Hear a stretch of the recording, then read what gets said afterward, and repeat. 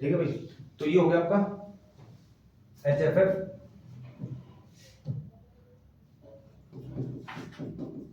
जहां पे माउंटेन्स और प्लेन्स आपस में डिवाइड होते हैं। यानी कि अगर ये देखा जाए तो प्लेन्स किस किस आप कहोगे कि स्टेट में है? पंजाब से शुरू हो जाते हैं, ठीक है, पंजाब, हरियाणा, राजस्थान, पूरा यूपी, बिहार, MP, छत्तीसगढ़, ठीक है, आपका झारखंड, वेस्ट बंगाल, और यहाँ पे पूरे में असम तक, ठीक है। मैं आपको मैप भी दिखाता हूँ।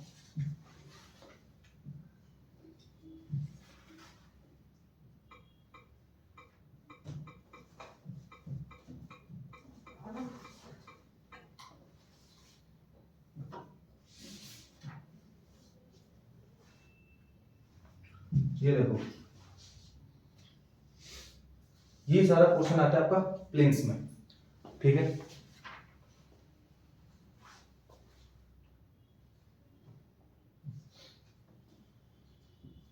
ठीक है, इससे ऊपर जितना भी पोर्शन है ये किस में आ गया? ये माउंटेन्स वाले उसमें आ गया, रीजन में। यहाँ पे पूरे में माउंटेन्स है, ठीक है। और जो ये लाइन है,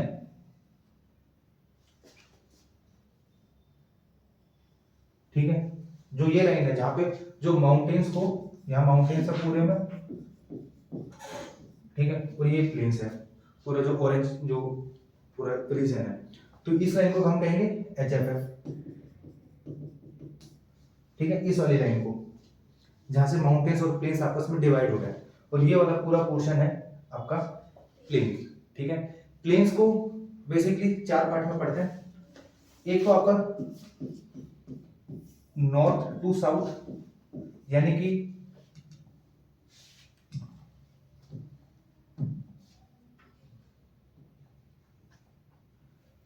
ठीक है, नॉर्थ टू साउथ पढ़ने का मतलब ये है कि हम प्लेन्स को जो हमने जो डिवाइड कर रखा है, ठीक है, वो कुछ पार्ट में कर रखा है। यानी कि एक प्लेन तो ये वाला है जो ऊपर है बिल्कुल, ठीक है, इसको हम कहते हैं लॉन्गिट्यूडनल। लॉन्गिट्यूडनल ऐसी होती है ना भाई, ठीक है, लॉन्गिट्यूडनल लंबाई में, ठीक है, लंबाई में एक पोर्शन ये हो गया, फिर पोर्शन एक और आता है, फिर एक और पोर्शन आता है, और फिर आखिरी में एक और पोर्शन आता है, ठीक है। ये हो गया लॉन्गिट्यूडनल वाइज, ठीक है। दूसरा होता है transverse.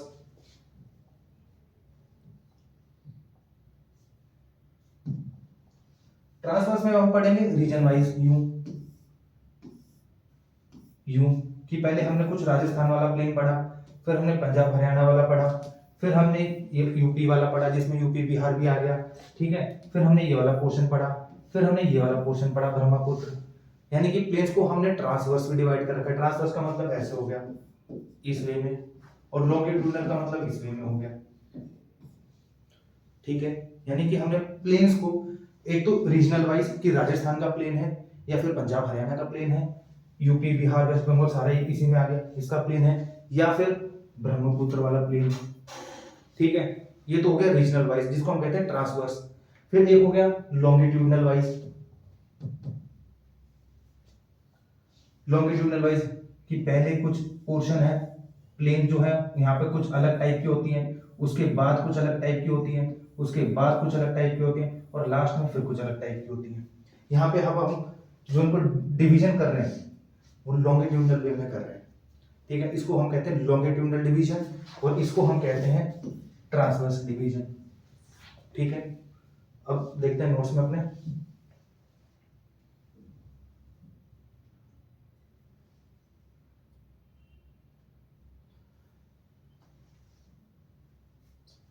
The formation of Indo Gangetic, ठीक है, फॉर्मेशन ऑफ इंडो। इंडो का मतलब what do mean bye Indo? Indo मतलब इंडस रिवर,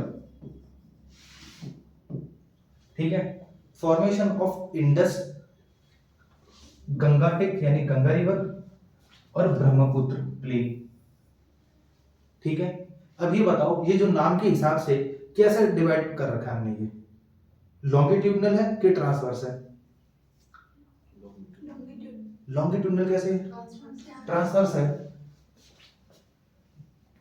यानी कि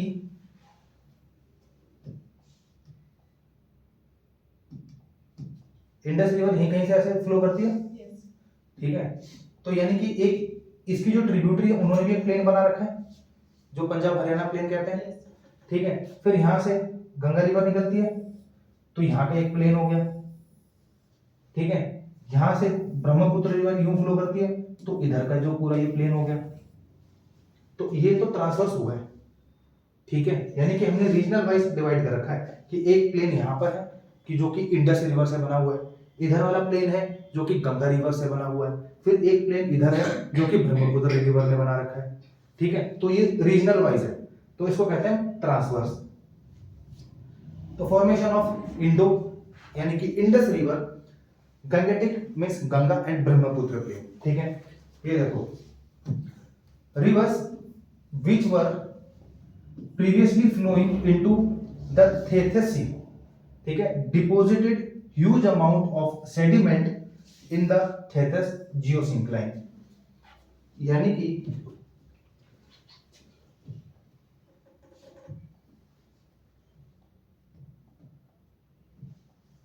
आपको पता है कि हिमालय के बनने से पहले अगर ये एक यूरेशियन प्लेट थी, ठीक है, यहां पे थी इंडियन प्लेट थी भाई, ठीक है। यहां से कुछ रिवर्स फ्लो कर रही थी और यहाँ पे क्या था आपका थेथस सी था पूरे में, ठीक है।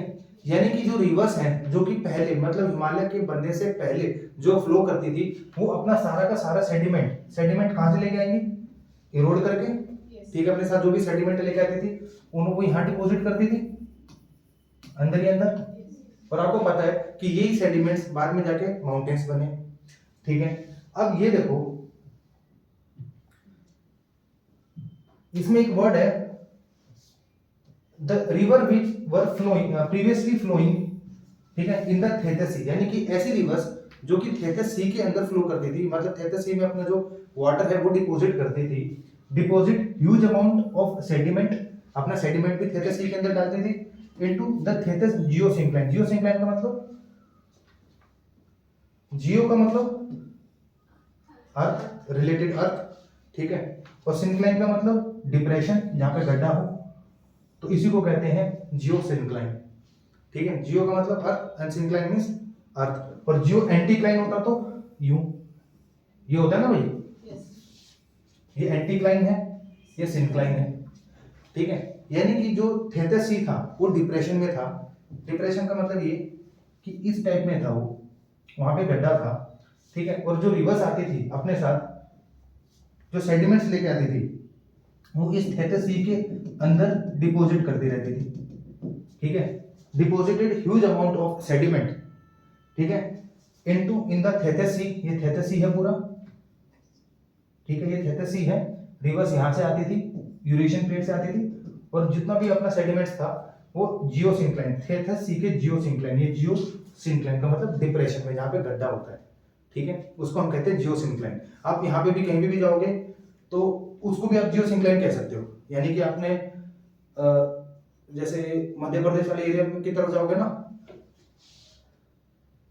तो वहां पे क्या है ना, वहां पे जैसे आपका रोड चल रहा है एकदम से ऐसा वो आता है बम्प सा, ठीक है, उसको हम कहते हैं जियोसिंक्लाइन, की मतलब यहाँ से आपकी गाड़ी चल रही है, ठीक है, अचानक से यूं आए कि आपकी गाड़ी नीचे गई और फिर ऊपर गई, तो ये क्या है, ये जियोसिंक्लाइन है कि अर्थ जो है वो डिप्रेशन में गई है कहीं, डिप्रेशन मींस गड्ढा, ठीक है। Second point, Himalayas are formed out of these sediments, ठीक है, विच वर अपलिफ्टेड, यानी कि यही सेडिमेंट्स जो थे बाद में बाहर आए जब इनके ऊपर फोर्स लगा, जब इनके ऊपर टेक्टोनिक एक्टिविटी हुई, जब नॉर्दर्न प्लेट जो थी, इंडियन प्लेट जो थी वो आगे आ रही थी, तो ये जो सेडिमेंट्स था तो अंदर ये सारा का सारा बाहर की तरफ बाहर निकला और इसी से आपके क्या बने, ठीक है, which were uplifted, folded and compressed due to the northern movement of the Indian plate.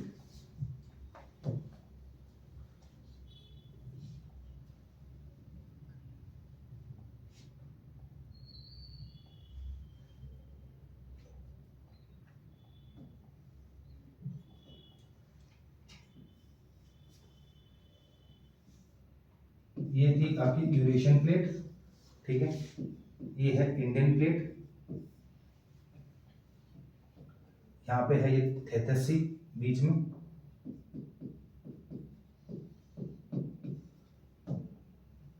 ठीक है, और इसके बीच में है यहाँ पे सेडिमेंट्स, और ये सेडिमेंट्स कहाँ से आए, रिवर्स अपने साथ लेके आई थी, जो कि इन्होंने डिपॉजिट कर दिया, और इसको क्या कहेंगे हम, इस वाली चीज को जियोसिंक्लाइन, ठीक है, क्यों, जो गड्ढा है। अब जैसे जैसे इंडियन प्लेट आगे बढ़ी, यानी कि जो इसका नेक्स्ट स्टेप होगा, ये यूरेशियन प्लेट, अब जो इंडियन प्लेट है वो थोड़ी और पास में आ गई,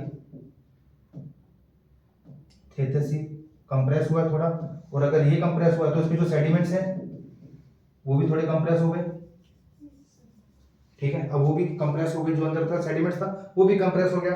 फिर नेक्स्ट स्टेप में ये यूरेशियन प्लेट, ठीक है, अब इंडियन प्लेट जो है वो बिल्कुल ही पास में आ चुकी है, ठीक है, जो थेथस सी था उसका क्या हुआ, उसकी रिवर्स बन गई कुछ, ठीक है, और जो सेडिमेंट था अभी इसको और कंप्रेस करोगे, सेडिमेंट्स आ गया बाहर की तरफ, यानी ये सेडिमेंट्स आ गया बाहर, और इसी से बन गए आपके माउंटेन्स, ठीक है। तो यही चीज इसमें लिखी हुई है, the Himalayas are formed out of these sediments, जो सेडिमेंट्स था थेथस सी के अंदर, ठीक है, विच वर अपलिफ्टेड, जो कि बाहर आया, फोल्ड हुआ, कंप्रेस हुआ, क्यों, due to northern movement of Indian plate, Indian plate जैसे जैसे आगे बढ़ रही थी उस सेडिमेंट्स के ऊपर फोर्स लग रही थी, टेंशन हो रहा था, ठीक है, और जैसे ही कंप्रेस हुआ सेडिमेंट्स बाहर आए और टाइम के साथ वहां पे हिमालयस का फॉर्मेशन हो गया, ठीक है। आगे देखो, the northern movement of the Indian plate also created a trough to the south of the Himalayas, मतलब इसका मतलब क्या हुआ कि the northern movement of the Indian plate, कि जैसे जैसे इंडियन प्लेट नॉर्थ की तरफ आगे बढ़ रही थी, also created a trough, trough का मतलब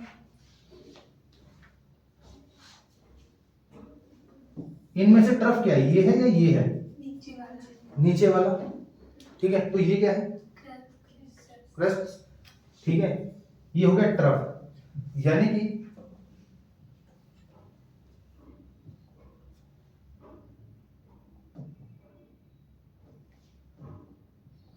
कि ये था कि जैसे ही यूरेशियन प्लेट, ठीक है, इंडियन प्लेट के साथ मर्ज हुई, ठीक है, यहां पर बन गए आपके माउंटेन्स, इधर तो बन गए माउंटेन्स पूरे में, वो सेडिमेंट जो था वो बाहर आ गया, ठीक है, पर उसने ये बोला है कि अगली स्टेटमेंट में था कि जो हिमालयस का साउथ वाला पोर्शन है, यानी कि ये वाला जो पोर्शन है आपका,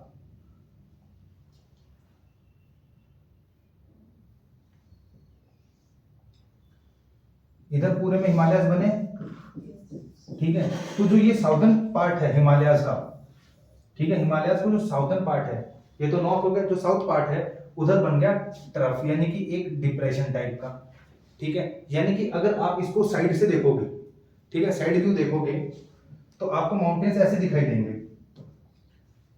जैसे आप साइड से देखोगे तो माउंटेन्स ऐसे दिखाई देंगे, यूं यूं, यानी कि साउथ की तरफ, ठीक है, नॉर्थ में तो माउंटेन्स बन गए, ठीक है, साउथ की तरफ ट्रफ बन गया, ऐसे समझ लो, मतलब यहाँ पे ट्रफ बन गया, आगे तो माउंटेन बन गए, इस लाइन की तरफ यहाँ पे ऐसा गड्ढा सा बन गया, क्यों बन गया, क्योंकि इंडियन प्लेट क्या हो रही थी, सबडक्ट हो रही थी, ठीक है, इस सबडक्शन की वजह से यहाँ पे साउथ में, ठीक है, एक डिप्रेशन बन गया, जिसको आप जियोसिंक्लाइन भी कह लो, ठीक है, ट्रफ कह लो, एक ही चीज है, ठीक है।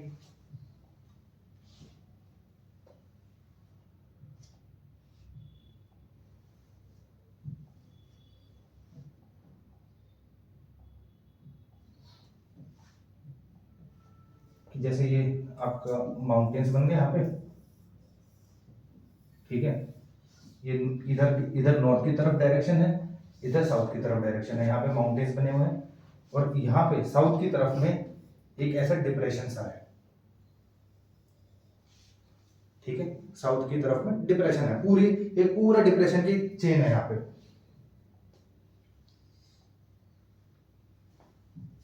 मतलब इस पूरी लाइन में आपको एक डिप्रेशन वाला पूरा फेज मिलेगा।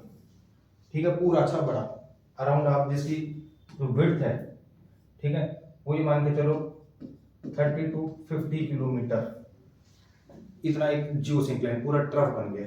ठीक है, आगे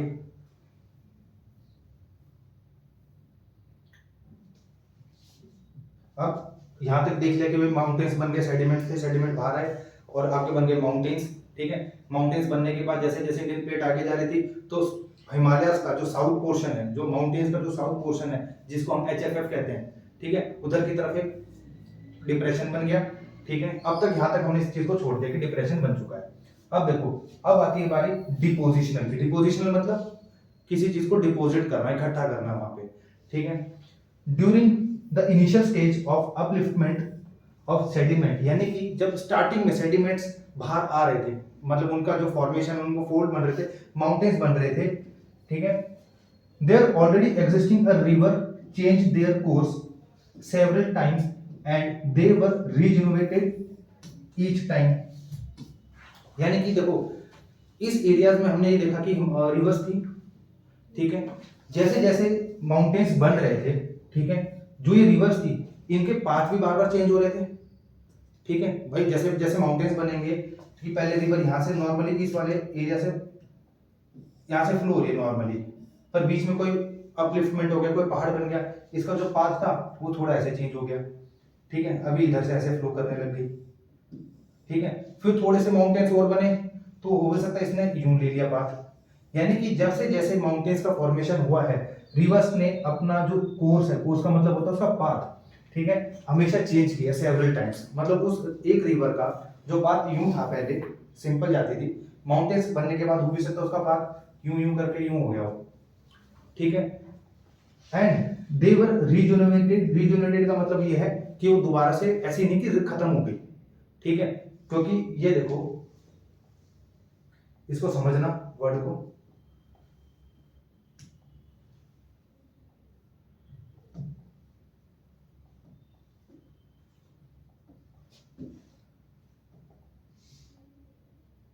जैसे एक रिवर जा रही है, ठीक है, और यहाँ पे कुछ टाइम के बाद एक हाईलैंड आ गया, मतलब कोई माउंटेन बन गया। ठीक है, तो ये रिवर ऐसा तो है नहीं कि उसी दिन उसको तोड़ देगी। ठीक है भाई, एक ही दिन में आया अल्लाह भाई तोड़ दिया, खत्म। ये क्या करेगी, धीरे धीरे इरोजन करना स्टार्ट करेगी। ठीक है, धीरे धीरे, कि पहले इतना हिस्सा तोड़ा, ठीक है, फिर इतना तोड़ा, और उसको इरोड करते करते अपना रास्ता बना लेगी। ठीक है,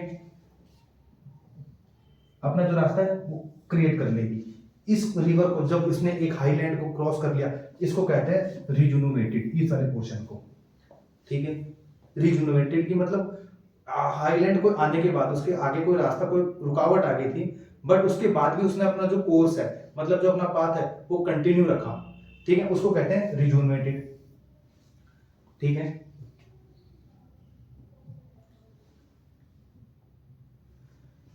तो जैसे जैसे माउंटेन्स बन रहे थे, वहां पे जो पहले से जो रिवर्स थी उनके जो पाथ थे वो बार बार चेंज हो रहे थे।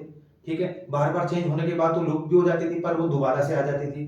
ठीक है, उसके बाद रिजुनोवेशन, ठीक है, is associated with the intense headward and the vertical down, the downward cutting of the soft strata. Strata मतलब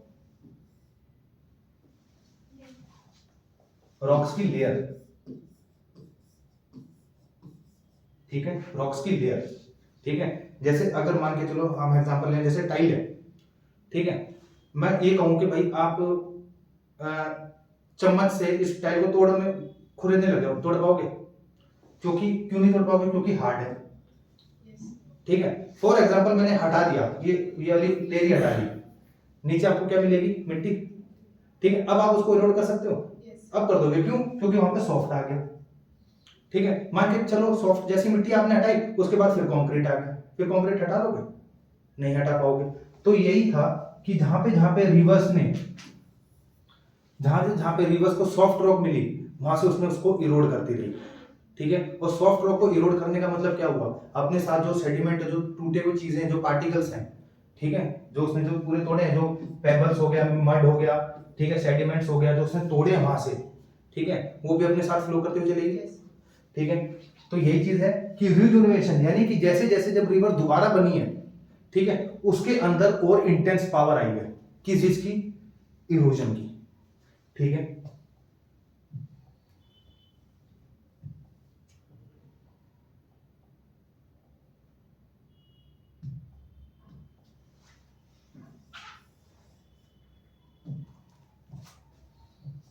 मान के चलो इसको, फिर वही चीज हम करते हैं कि रिवर यूं फ्लो कर रही है, ठीक है, इधर रिवर फ्लो कर रही है, पर जैसे जैसे आपको ये पता है कि जैसे जैसे रिवर रीजुनवेशन हुई, मतलब जैसे जैसे रिवर दोबारा से बनी, उसके अंदर एक तो हेडवर्ड, हेडवर्ड का मतलब होता है जैसे जैसे वो आगे की तरफ चलेगी, ठीक है, आगे की तरफ चलेगी, आगे की चीजों को तोड़ती हुई चलेगी, जहां पे उसको सॉफ्ट रॉक मिलेगा, कि भाई अगर ये दो रॉक बनाता हूं मैं, एक ये वाला है, हाइपोथेटिकल एग्जांपल है, एक ये रॉक है और एक ये रॉक है, ठीक है, मिक्सचर होगा, और रिवर यहां से आ रही है,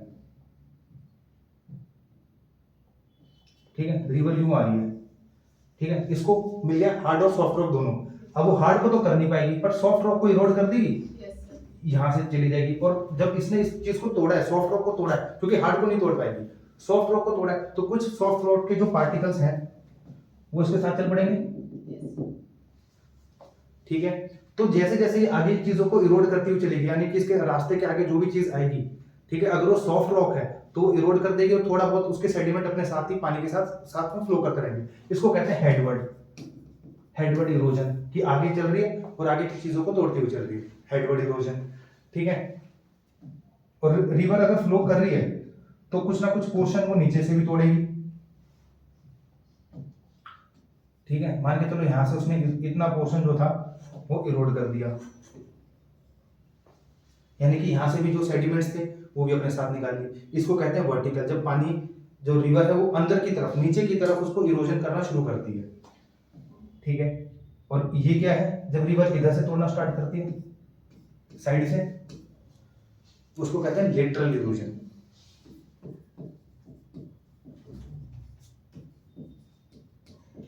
ये हो गया वर्टिकल। ठीक है,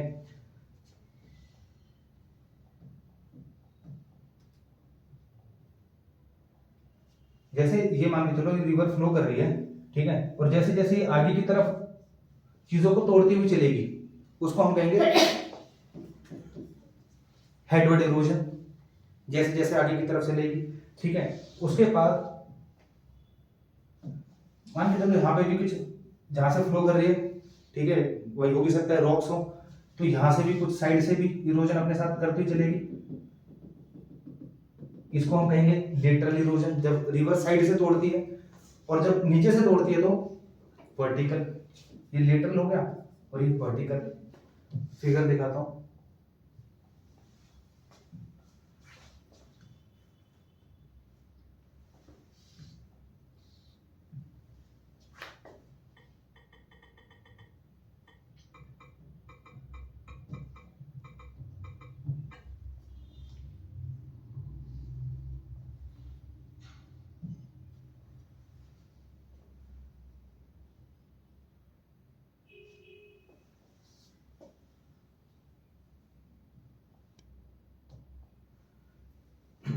ये देखो, ये रिवर फ्लो कर रही है, ठीक है, अब साइड से भी यहां से मान के चलो पत्थर को अपने साथ तोड़ती हुई चल रही है थोड़ा बहुत साइडों में से, ठीक है, यहां से जो पानी है पत्थरों को साइड लेके चल रहा है, तो ये कौन सा इरोजन हुआ, लेटरल इरोजन, क्योंकि साइड से तोड़ रही है।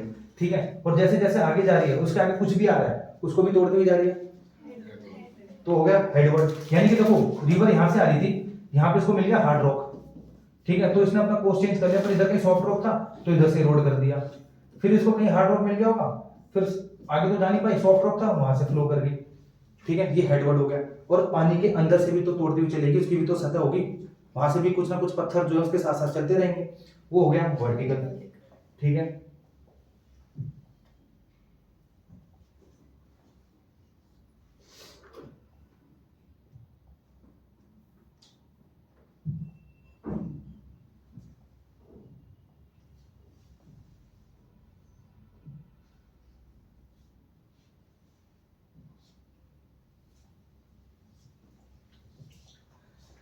तो rejuvenation is associated with the intense, यानी कि जैसे ही रिवर दोबारा से बनेगी, ठीक है, रिजुविनेट होगी, रीबर्थ होगा, उसमें इंटेंस पावर आ जाएगी किस चीज की, एक तो हेडवर्ड इरोजन की, वर्टिकल डाउनवर्ड की, यानी कि नीचे से भी उसको और जमीन को अपनी सतह को और तोड़ेगी, ठीक है, of the soft strata, strata का मतलब होता है रॉक्स की लेयर, ठीक है, जहां पे भी सॉफ्ट रॉक्स मिलेगा सब अपने साथ लेते हुए चलेगी।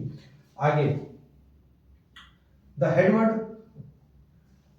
Headword and the vertical erosion of the river, यानी कि जब रिवर आगे की तरफ और साइड से चीजों को तोड़ती हुई चलेगी, valley in the initial stage, ठीक है, lateral erosion in the lateral stage, यानी कि बाद में लेटरल भी तोड़ेगी, हेडवर्ड भी हो गया, वर्टिकल भी हो गया, तो ये चीजें क्या कंट्रीब्यूटेड कर रहे हैं, huge amount of conglomerates which carried down slopes. Conglomerates का मतलब होता है छोटे छोटे पत्थर, ठीक है, छोटे छोटे पत्थर, पेबल्स, पेबल्स वो देखते हो तुम, वो मुलायम से पत्थर नहीं होते, यस सर।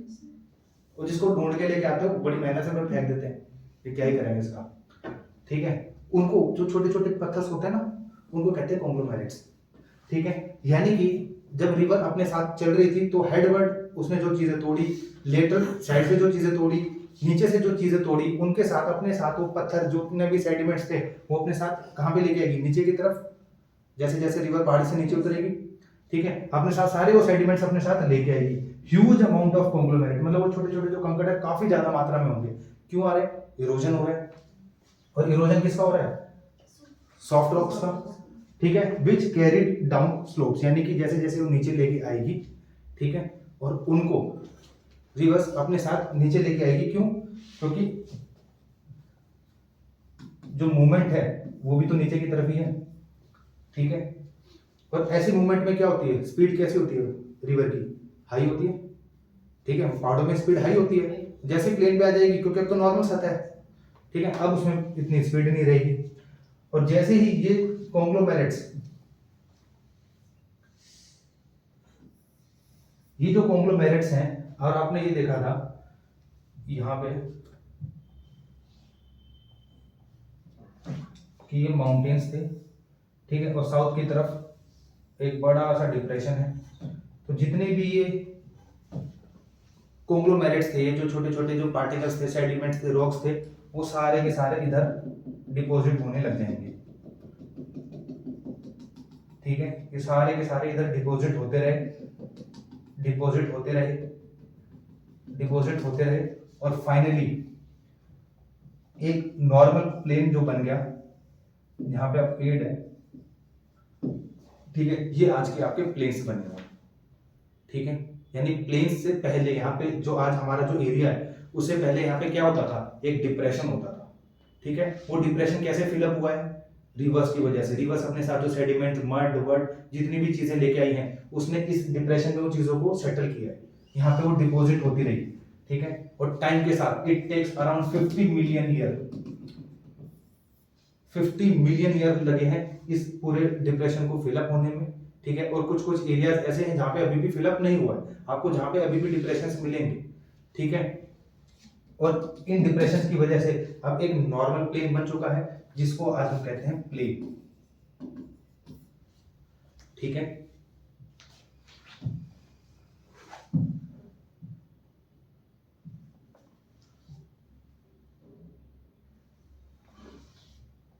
यानी कि अभी आपने जो ये मैप देखा था यहाँ पे कि यहाँ तक कुछ प्लेन्स का जो पोर्शन था, ठीक है, यहाँ तक जो इस टाइप का जो आपने मैप देखा था, यहाँ पे सबसे पहले डिप्रेशन होता था, ठीक है, जिसको हम जियोसिंक्लाइन या ट्रफ कह लो, एक ही चीज है, वो होता था, और रिवर्स अपने साथ यहाँ पे फ्लो करती थी और अपने साथ लेके आती थी कॉन्ग्लोमेरेट्स, सेडिमेंट्स, और उन्होंने इस चीज को जो डिप्रेशन था, जो गड्ढा सा था, उसको एक तरह से पूरा लेवल में कर दिया, ठीक है, और अब लेवल पे कर दिया तो यहाँ पे बन गया आपका पूरा प्लेन, ठीक है,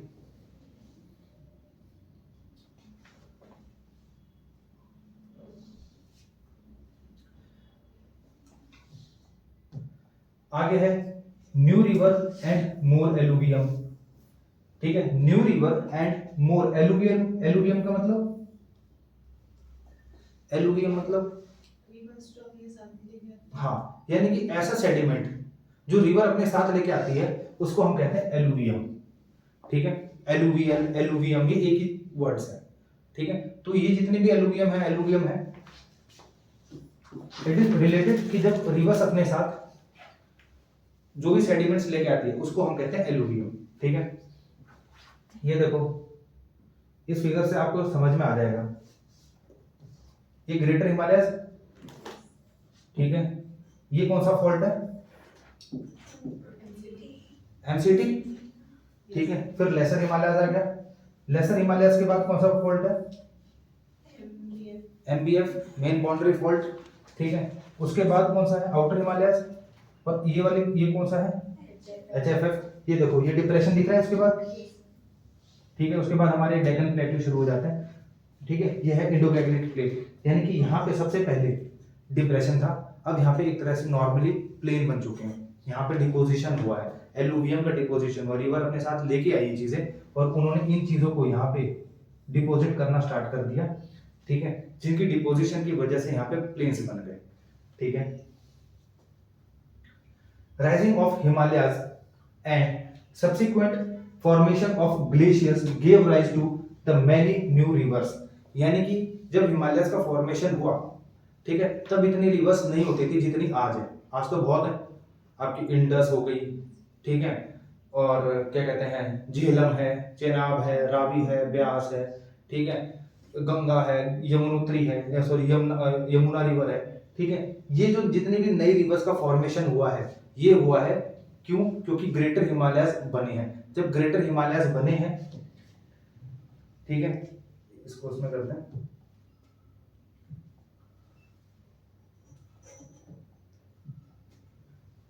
यानी कि जैसे हिमालयस का फॉर्मेशन हुआ है तो हिमालयस के फॉर्मेशन के साथ साथ क्या क्या हुआ है? यहाँ पे ग्लेशियर्स भी बने हैं, ठीक है, क्योंकि अब हाइट बन चुकी है, ठीक है, अब इतनी हाइट पे जा चुके हैं कि उस हाइट पे अब ग्लेशियर्स बन गए, पूरा व्हाइट पोर्शन ग्लेशियर से बन गए, जितने भी और पहाड़ थे वहां पे, ठीक है, सभी में ग्लेशियर्स आ गए, ठीक है। और ये ग्लेशियर्स जब मेल्ट हुए तो क्या फॉर्मेशन हुआ? रिवर्स, यानी कि इन ग्लेशियर्स की वजह से ही रिवर्स बन गई, ठीक है।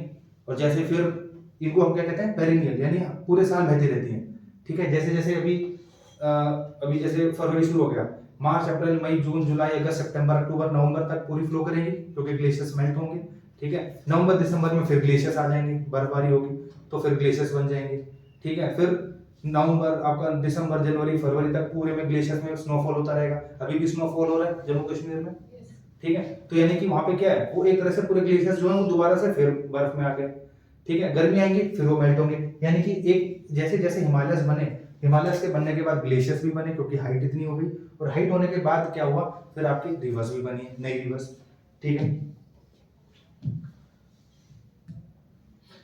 तो जैसे जैसे हिमालयस बने उसी के साथ साथ ग्लेशियर्स भी बने, और ग्लेशियर्स के बनने की वजह से नई नई जो रिवर्स थी उनका फॉर्मेशन हुआ, और नई रिवर्स का फॉर्मेशन से फिर क्या मतलब होता है कि और ज्यादा इरोजन। पहले अगर 3 रिवर इरोड करती थी मान के चलो, अब ग्लेशियर्स भी बन गए और रिवर, अब मान के चलो 5 रिवर हो गई, ठीक है। 3 तो थी, 2 और आ गई, वो भी इरोजन करेंगी और वो भी अपने साथ सेडिमेंट्स लेके आएंगे, और सेडिमेंट्स के बाद वो भी डिपोजिशन करेंगी। These river supplied more alluvium, alluvium मतलब वही सेडिमेंट जो रिवर साथ लेके आ रही है, कि पहले 3 रिवर थी अब 2 और आ गई, ठीक है, यानी नहीं बन गई रिवर्स। जितनी ज्यादा और रिवर्स बनेंगे उतना ज्यादा डिपोजिशन होगा, क्यों? उतना ज्यादा इरोजन भी होगा।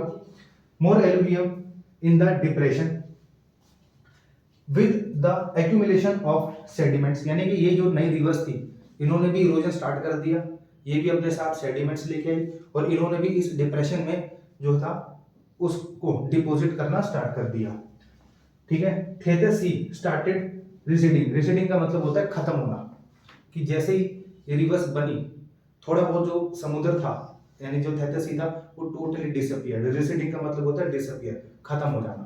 क्यों खत्म हो गया? क्योंकि अब सारा का सारा तो वहां पे सेडिमेंट्स ही आ गया, ठीक है। पुरानी रिवर्स थी, नई भी बन गई, सभी की सारा का सारा जितने भी रिवर्स थे सारा का सारा अपने सेडिमेंट उस डिप्रेशन के अंदर ही डिपॉजिट कर रही थी, और इतना डिपोजिशन कर दिया कि जो थेथिस सी था वो टोटली डिसअपियर हो गया वहां से, ठीक है। With the time the depression filled by the alluvium, यानी कि जैसे जैसे उस टाइम के साथ उस रिवर में, मतलब उस डिप्रेशन में रिवर्स ने अपना सेडिमेंट्स एक्यूमुलेट यानी इकट्ठा करना स्टार्ट किया, थेथिस सी धीरे धीरे गायब होने लग गया क्योंकि पूरे में सेडिमेंट्स आ गए। और विद टाइम के साथ डिप्रेशन फील्ड यानी कि जितना भी डिप्रेशन था उसमें एलुवियम आ गया, यानी कि उसमें सारा का सारा सेडिमेंट्स भर गया जो रिवर अपने साथ लेके आती थी। थेथिस सी डिसअपीयर्ड, ठीक है, leaving behind the monotonous aggradational plain. ये क्या होता है? थेथिस सी डिसअपीयर्ड, आपको पता चल गया जो थेथिस सी था वो डिसअपीयर हो गया क्योंकि उस डिप्रेशन में अब पूरे में सेडिमेंट्स भरे गए, ठीक है। लिविंग बिहाइंड यानी कि जैसे थेथिस सी गायब हो गया उसने अपने पीछे छोड़ दिया मोनोटोनस एग्रेडेशनल, ठीक है।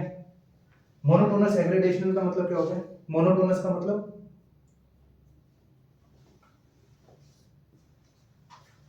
जिसको हम कहते हैं कि Indo Gangetic plain is a monotonous aggradational plain. ये देखो, ये हमने देख लिया कि भाई टाइम के साथ डिप्रेशन फील हो गया, थेथिस सी डिसअपीयर, खत्म हो गया, उसने अपने पीछे छोड़ दिया मोनोटोनस एग्रेडेशनल। यहां तक देखो। उसके बाद अगला पॉइंट ये है कि इंडोगैग्नेटिक प्लेन भी एक मोनोटोनस एग्रेडेशनल प्लेन है। तो मोनोटोनस का मतलब होता है कि फीचरलेस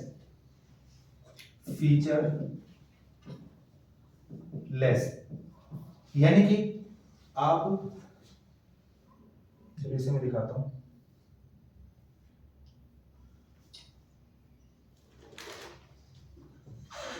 आप एक बात बताओ, आप पंजाब से अपनी जर्नी स्टार्ट करते हो फॉर एग्जांपल, ठीक है, हरियाणा आता है, दिल्ली से, यूपी से, ठीक है, चलो यहां पर निकल गए असम तक, ठीक है। आपको कुछ चीजें रियलाइज होंगी या नहीं होंगी टोपोग्राफी को लेके?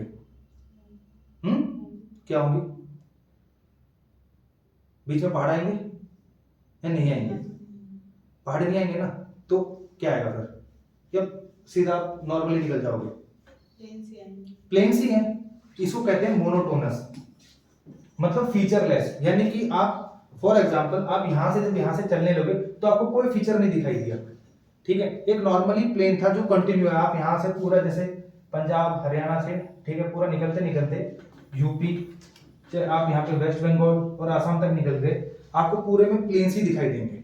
कोई फीचर नहीं है कि आपको पहले पहाड़ दिखे, ठीक है, फिर आपको कोई समुद्र सा दिख लिया, ठीक है। रिवर्स की बात नहीं कर रहा मैं, ठीक है। पर जैसे आप यहां से जाओगे फॉर एग्जांपल, अब दिल्ली से श्रीनगर जाओगे, इतने से एरिया में जाओगे तो आपको फीचर्स दिखाई देंगे, दिखाई देंगे। क्यों? पहले तो आपको प्लेन दिखाई देगा, फिर आपको बीच में आएगा आउटर हिमालय जो छोटी छोटी पहाड़ियां होती हैं, फिर जैसे और आगे जाओगे फिर और पहाड़ दिखाई देंगे, ठीक है। फिर जैसे और ऊपर जाओगे फिर और ग्रेटर और ऊंचे पहाड़ दिखाई देंगे। तो ये मोनोटोनस नहीं है क्योंकि यहाँ पे जो फीचर्स हैं, जो टोपोग्राफी है वो कांस्टेंट नहीं है, ठीक है। बट आप अगर इस दिल्ली से लेके यहाँ तक असम तक भी जाते हो तो आपको प्लेन ही मिलेगा। कोई ऐसा नहीं कि बीच में पहाड़ आ गए, ठीक है, या फिर कोई बीच में एकदम से कोई बड़ा सा समुद्र सा आ गया, कुछ नहीं। मतलब ये कि यहाँ पे जो टोपोग्राफी है वो एक कांस्टेंट है, यानी कि प्लेन है, ठीक है। बट आप एक बात बताओ, दिल्ली से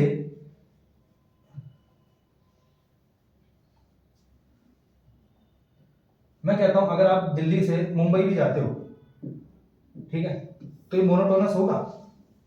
नहीं होगा। क्यों? बीच में पहले तो आपको प्लेट्यूज भी मिलेंगे, ठीक है, फिर आपको पहाड़ भी मिलेंगे यहाँ पे विंध्याचल सतपुरा, ठीक है, वहां से जो ट्रेन है या जो भी आगे होंगे वो पहाड़ों के बीच में से जाएंगे। तो यानी कि जो ये चीजें हैं ये मोनोटोनस नहीं है, यहाँ पे जो टोपोग्राफी है वो कांस्टेंट नहीं है। पर प्लेन जितना भी है, जितना भी प्लेन वाला पोर्शन है, ठीक है, ये पूरा जो प्लेन वाला पोर्शन है ये पूरा मोनोटोनस है, ठीक है। इसको कहते हैं मोनोटोनस, यानी कि यहाँ पे आपको कोई फीचर्स नहीं मिलेंगे, कांस्टेंट टोपोग्राफी है, ठीक है। तो ये वर्ड होगा मोनोटोनस। जैसे फॉर एग्जांपल मैं आपको बताता हूँ, आप रोहतक में हो, ठीक है, रोहतक में आप यहाँ से दिल्ली चले जाओ, आपको कुछ फर्क पता चलेगा टोपोग्राफी में? बिल्कुल आपको एक कांस्टेंट ही मिलेगा, ठीक है, दैट इज कॉल्ड मोनोटोनस। आप चंडीगढ़ से पंचकुला चले जाओ, चंडीगढ़ से पंचकुला हार्डली कितना 50 किलोमीटर कुछ होगा, वो मोनोटोनस है? नहीं है, क्योंकि कुछ टाइम चलने के बाद पहाड़ शुरू हो जाएंगे, क्योंकि पंचकुला ऑब्वियसली पहाड़ों पे शिफ्ट हुआ है, ठीक है। तो मोनोटोनस नहीं, क्योंकि वहां पे जो टोपोग्राफी वो चेंज होगी, प्लेन से आप एकदम माउंटेन्स पे आ गए, ठीक है। तो ये होता है मोनोटोनस।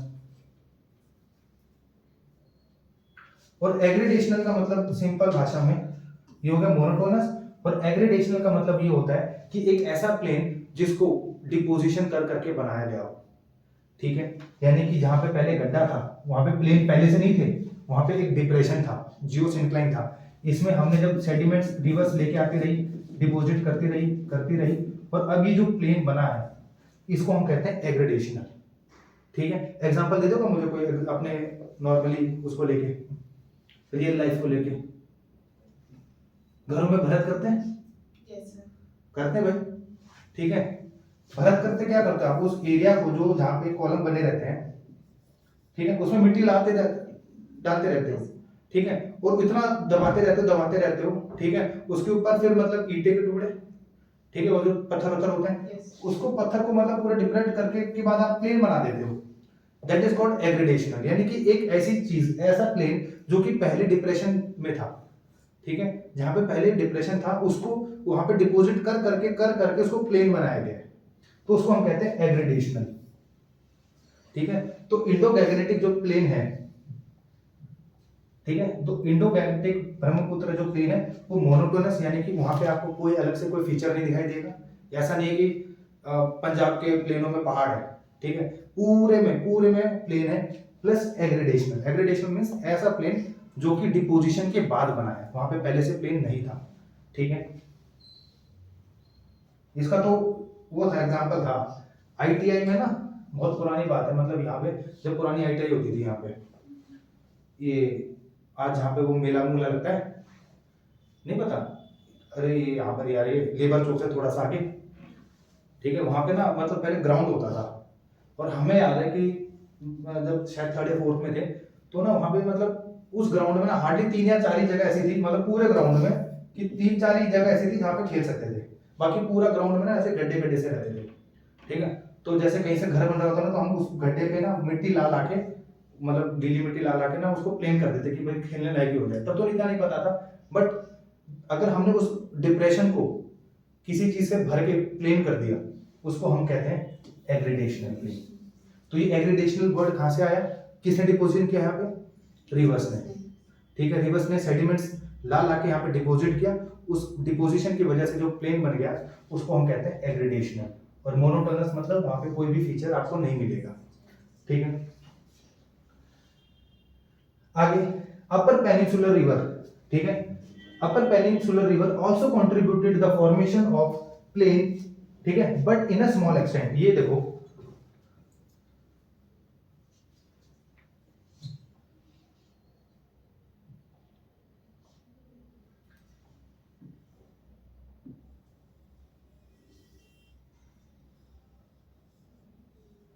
ये प्लेन है पूरा, ठीक है। यहां पे नीचे क्या है? डेक्कन प्लेट्यू, ठीक है, यहाँ पे प्लेट्यूज है, ठीक है। तो ये कह रहा है कि इस प्लेन को तो रिवर्स ने तो नॉर्थ, जो हिमालयन की रिवर्स हैं उन्होंने तो वहां पे डिपोजिशन किया ही किया है, बट कुछ छोटे अमाउंट में कुछ रिवर्स हैं जो कि पेनिनसुला से इस वाले एरिया में फ्लो करती है। बता सकते हैं कोई जिसने रिवर का एक दिन वो पोर्शन किया था? जैसे आपकी चंबल, सोन रिवर, सोन भी तो ऊपर की तरफ जाती है, तो कुछ नदियां हैं, ज्यादा नहीं, as compare to Himalaya river तो देयर आर वेरी लेस, पर कुछ रिवर्स हैं जो कि यहां से इस प्लेन में जाती थी, उन्होंने भी थोड़ा बहुत डिपोजिशन यहाँ पे अपना कंट्रीब्यूशन दिया है, ठीक है। यानी हिमालय रिवर्स तो अपने साथ सेडिमेंट लेके आती थी, बट थोड़ा बहुत लिटिल बिट यहां से भी रिवर्स फ्लो होती हैं जिन्होंने इस डिप्रेशन में अपना डिपोजिशन दिया है, ठीक है। तो वही चीज यहाँ पे लिखी हुई है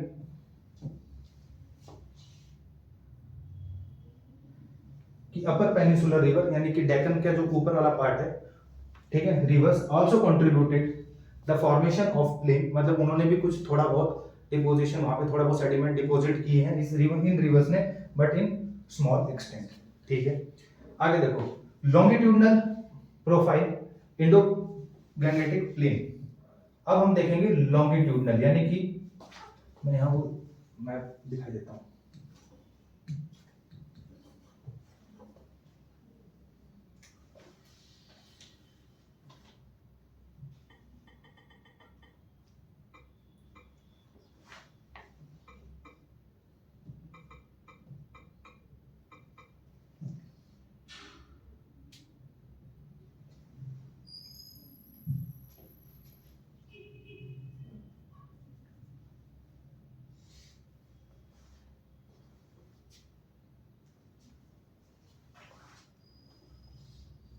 ठीक है, अब हम देखते हैं लॉन्गिट्यूडनल, यानी कि ये वाला पोर्शन कैसा है, ये वाला पोर्शन कैसा है, ये वाला पोर्शन कैसा है और आखिरी वाला पोर्शन कैसा है लॉन्गिट्यूडनल में। ठीक है,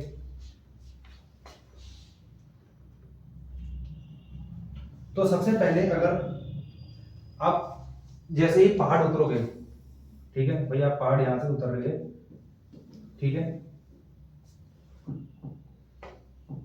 उसके बाद आ गया प्लेन एरिया, ठीक है, यहां गया प्लेन एरिया आ गया, यानी कि आप बिल्कुल इस वाले पोर्शन पे खड़े हो, बिल्कुल यहां पे इधर खड़े हो, जस्ट पहाड़ से उतरे हो,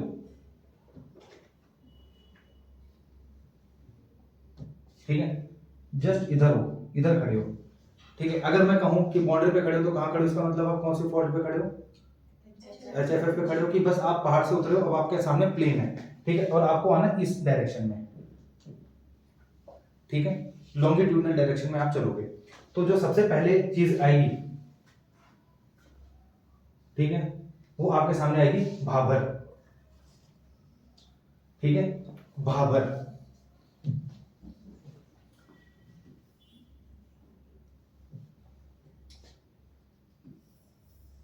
भाबर, यानी कि आप पहाड़ से उतरे नहीं, कि आपके सबसे पहले जो चीज है प्लेन यहां तक जाना आपको, तो जो सबसे पहले आपको पोर्शन दिखाई देगा उसको हम कहते हैं भाबर, ठीक है, भाबर रीजन। फिर आगे जैसे चलोगे, ठीक है, भाबर रीजन, फिर जैसे आगे चलोगे फिर तराई मिलेगा, ठीक है, उसके बाद भांगर और फिर खादर, ठीक है,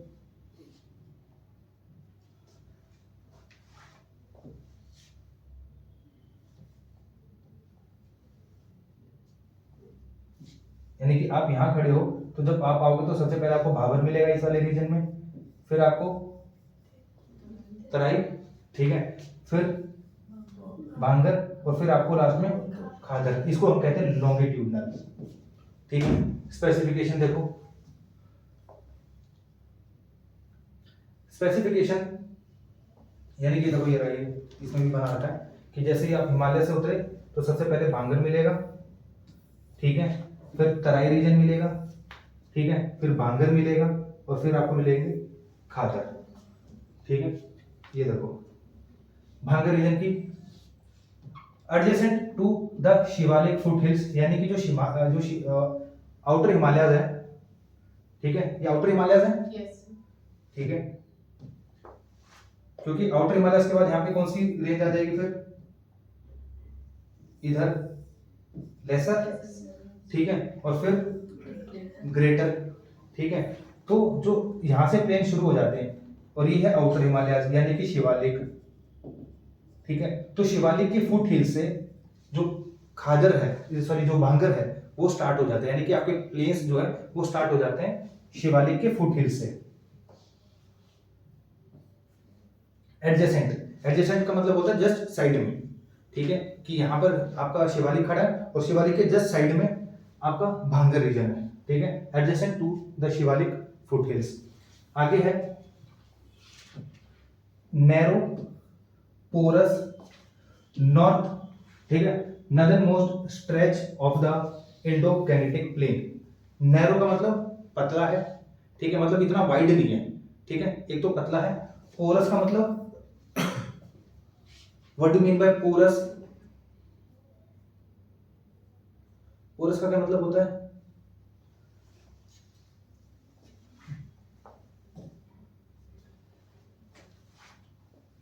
यानी कि भांगर रीजन हमने ये देखा कि पहले इसकी स्पेसिफिकेशन है कि नैरो है, कि मतलब इतना होगा बस, ठीक है, मतलब ज्यादा पतला नहीं है, यहाँ से फुट हिल से लेके सिर्फ इतनी ही है, मतलब उनकी जो विड्थ है वो ज्यादा चौड़ी नहीं है, पतली ही है, मतलब पूरी एक नैरो बेल्ट है, ठीक है।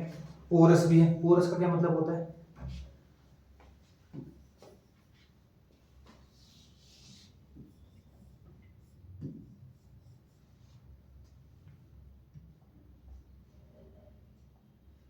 ये एक बाल्टी है, ठीक है, इसमें मैंने एक में मड भर दिया, मिट्टी, ठीक है, मिट्टी भर दी, एक में मैंने सीमेंट भर दिया, ठीक है, और ऊपर से दोनों में पानी डाल रहा हूँ, ठीक है, नीचे छल्ली लगी हुई है, मतलब नीचे से पास हो जाएगा।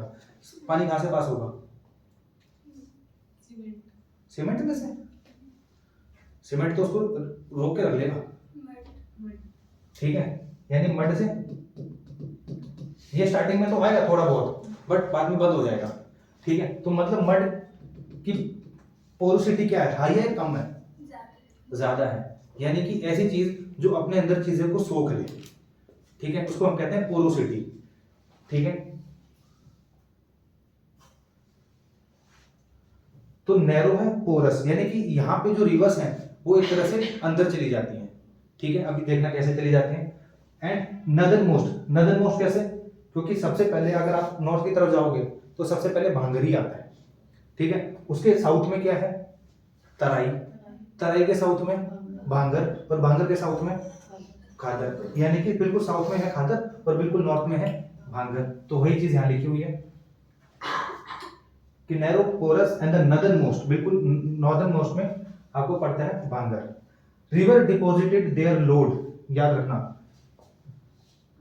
रिवर डिपोजिटेड देयर लोड, जो अपने साथ वो सेडिमेंट्स या कॉन्ग्लोमेरेट जो लेके आ रही है, ठीक है, in the form of alluvial fans. ये देखो, दो तीन चीजें दिखाता हूं पहले मैं आपको।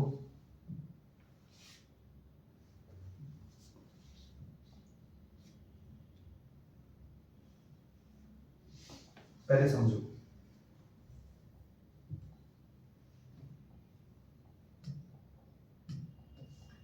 ये कोई माउंटेन है, ठीक है,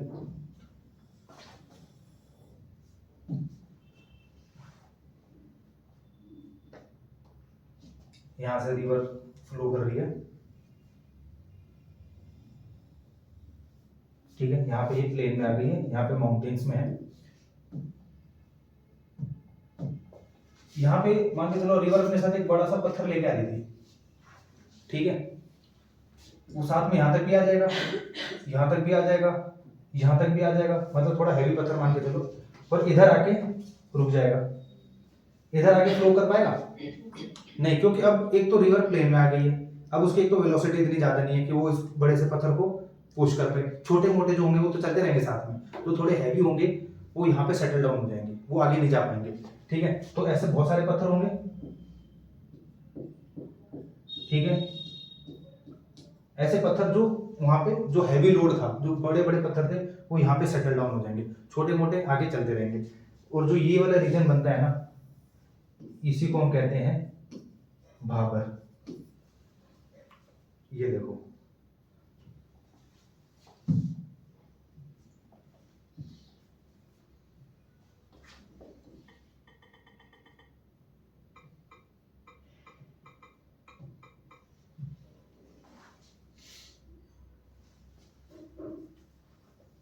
ये देख रहे हो, ठीक है, जस्ट पहाड़ के जस्ट साइड में, ठीक है, जस्ट एडजेसेंट, ये आपको ऐसे ऐसी चीजें मिलेंगी, ठीक है।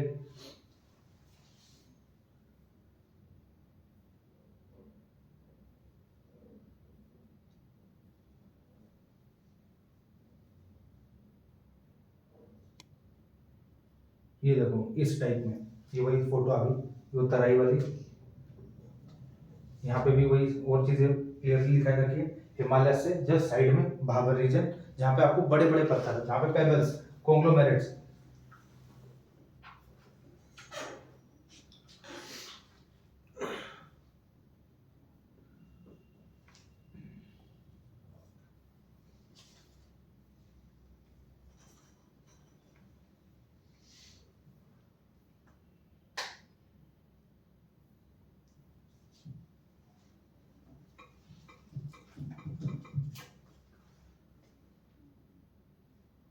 यही फोटो आ जा रही है, चलो कोई नहीं, सेम ही चीज है, ठीक है। यानी कि ये यहाँ पे हैवी लोड्स हैं, ठीक है, ये जो जितने भी आपको ये बड़े बड़े पत्थर दिखाई दे रहे हैं, ठीक है, ये रिवर अपने साथ लेके आई थी, ठीक है, और इसने जैसे ही प्लेन में आई, यहाँ पे सारे जितने भी हैवी लोड्स थे वो डिपॉजिट हो गए।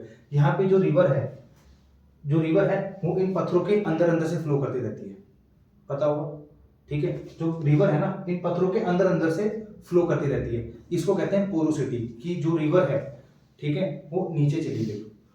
ये जो बड़े बड़े पत्थर हैं इनके नीचे से फ्लो करती रहती है, इन्हीं को कहते हैं पोरोसिटी। ठीक है, river deposited their load in the form of alluvial fans. Alluvial fan भी दिखाते हैं आपको।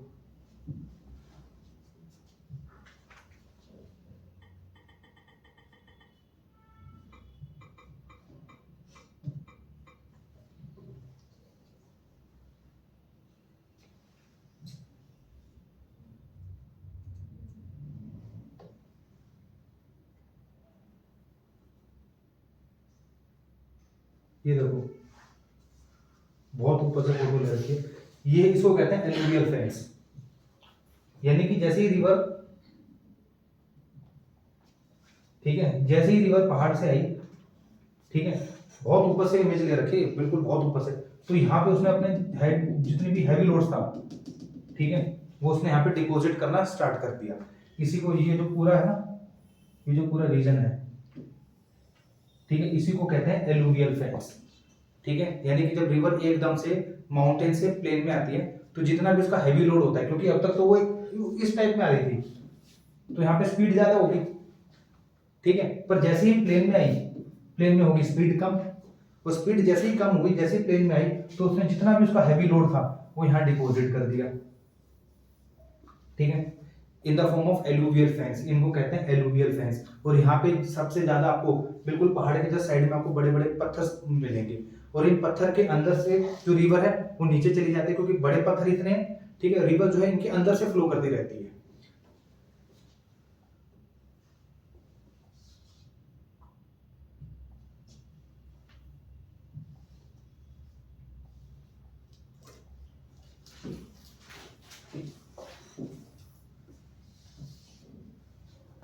ठीक है, जैसे यहाँ पे एक एलुवियल फैंस बन गया, ठीक है, यहाँ पे एक एलुवियल फैंस बन गया, एक यहाँ पे एलुवियल फैंस बन गया, यानी जहां से रिवर आ रही थी,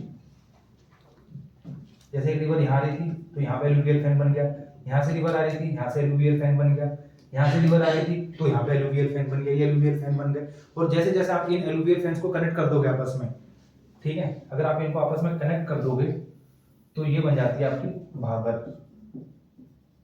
यानी कि ये वो रीजन है जहाँ पे सबसे बड़े बड़े आपको पेबल्स मिलते हैं जो रिवर अपने साथ लेके आती है, और उन्होंने उस पेबल्स को यहाँ डिपॉजिट कर दिया।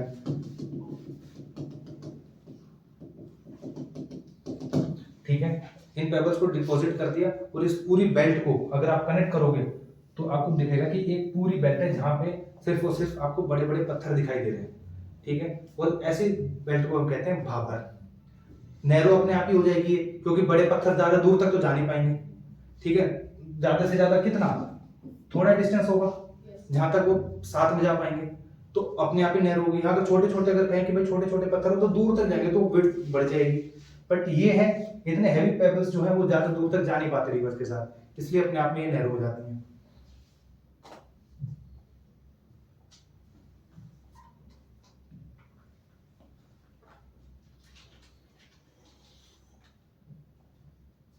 ठीक है, river deposited their load in the form of alluvial fans. Alluvial fans देख लिए यहाँ पे, ठीक है, in the form of alluvial fans. अगर आप हाइट से देखोगे ना तो बिल्कुल हाइट से एक सैटेलाइट इमेज देखोगे तो भाबर रीजन आपको ऐसे दिखाई देगा, क्योंकि रिवर सारा एलुवियल फैन ऐसे ही होता है। फिर these alluvial fans merged together, जैसे जैसे अलग अलग एलुवियल्स को आप मर्ज कर दोगे आपस में, ठीक है, to build up the Bhabar belt, वो पूरी की पूरी एक भाबर बेल्ट बन जाएगी।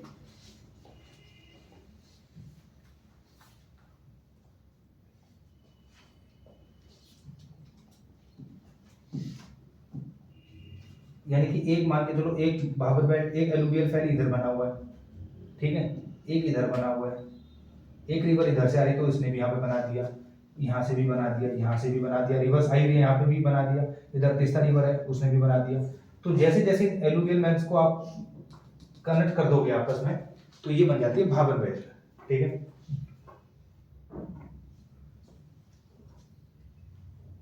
Porosity means most unique feature. Porosity यानी कि यहाँ पे जो रिवर है वो अंदर चली जाती है, यहाँ पर आपको दूर से पत्थर दिखाई देंगे और अंदर ही अंदर जो रिवर है वो फ्लो कर रही होती है। ठीक है, porosity is due to deposition of huge number of pebbles and a rock debris. ठीक है, पोरोसिटी क्यों है? क्योंकि जितने भी बड़े बड़े पत्थर हैं इज ड्यू टू डिपोजिशन, यानी कि वो बड़े बड़े जो पत्थर हैं, ठीक है, वो जमीन पर आ गए और जो रिवर है उनके नीचे से, उनमें से मतलब नीचे नीचे से अपना रास्ता जो है वो कंटिन्यू रखती है। River disappear because of porosity. इस एरियाज में आपको रिवर नहीं दिखाई देगी, बड़े बड़े पत्थर दिखाई देंगे, उन पत्थरों के अंदर अंदर से रिवर फ्लो करती रहेगी। ठीक है, मेन है Bhabar belt narrow in the east, यानी कि जैसे जैसे आप ईस्ट की तरफ जाओगे, ठीक है, जैसे जैसे आप ईस्ट की तरफ जाओगे तो जो भाबर बेल्ट है वो पतली होती जाएगी।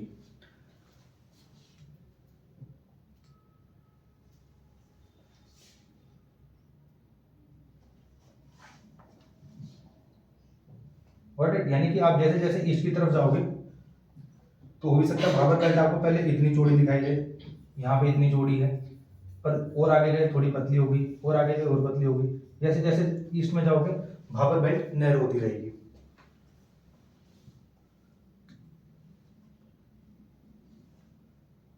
नॉट सुटेबल फॉर एग्रीकल्चर, ये वाला जो रीजन है ये एग्रीकल्चर के लिए सुटेबल नहीं है। क्यों नहीं है? बड़े बड़े पत्थर है, मड है ही नहीं। ठीक है, जो एक तरह से जो मिट्टी चाहिए, जिसको न्यूट्रिशंस चाहिए, ठीक है, ह्यूमस चाहिए, ठीक है, वो यहाँ पर आपको चीजें मिलेंगी नहीं, तो इस वजह से it is not suitable for agriculture. उसके बाद आता है तराई रीजन। ठीक है, तराई रीजन कि आपने चलते चलते पूरे बड़े बड़े पत्थरों के ऊपर पैर रखते रखते निकल गए, ठीक है, आपको लगा कि रिवर तो गायब, पर वो एक्चुअली में गायब नहीं, वो बड़े बड़े पत्थरों के अंदर से नीचे से फ्लो कर रही है। ठीक है, फिर जैसे ही आपका भाबर खत्म रीजन, बड़े बड़े पत्थर अब खत्म हो गए, आप पहुंचोगे एक दलदली एरिया में, ठीक है, जिसको हम कहते हैं मार्शी लैंड। मार्शी का मतलब होता है दलदल टाइप का, ठीक है, जहां पे ह्यूमस यानी कि जो थोड़ी जो गीली मिट्टी होती है ना वो ज्यादा होती है। ठीक है,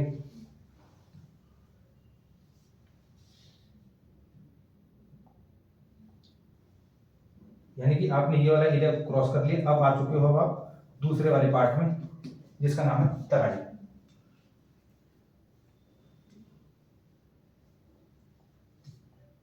इल ड्रेन्ड डैम यानी मार्शी। इल ड्रेन्ड का मतलब, इल ड्रेन्ड का मतलब, इल मतलब क्या होता है? हाँ, मतलब एक नॉट सुटेबल, मतलब अच्छा नहीं है। ठीक है, और इल ड्रेन, ड्रेन का मतलब बहना।